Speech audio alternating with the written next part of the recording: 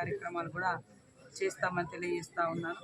అదేవిధంగా ముఖ్యంగా ఈరోజు కేరళ ప్రభుత్వానికి కూడా ఒక విజ్ఞప్తి చేస్తాను. ఎందుకంటే తెలుగు రాష్ట్రాల నుంచి అత్యధికంగా అయ్యప్ప భక్తులు మరి శబరిమల వెళ్తూ ఉన్నారు. అక్కడ సరైనటువంటి సౌకర్యం లేక ఇబ్బంది పడుతున్నారని మన ప్రాంతానికి చెందినటువంటి అనేక మంది శబరిమల వెళ్ళినటువంటి భక్తులు కానీ వచ్చి మాకు చెప్తా ఉన్నారు. కాబట్టి అక్కడ ప్రభుత్వానికి ఒక విజ్ఞప్తి చేస్తూ ఉన్నాం మీ ద్వారా.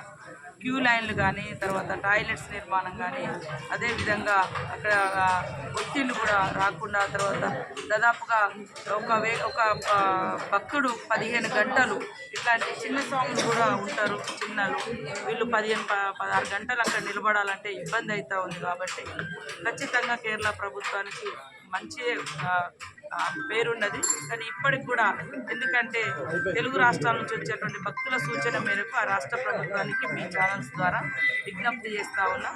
మరి వచ్చేటువంటి మా భక్తులకు అన్ని రకాల సౌకర్యాలు కల్పించి వాళ్ళు తిరిగి సంక్షేమంగా మరి ఇళ్లలోకి వచ్చే విధంగా చర్యలు చేపట్టాలని కూడా కేరళ రాష్ట్ర ప్రభుత్వానికి విజ్ఞప్తి చేస్తూ ఉన్నాను. అందరికీ నమస్కారం.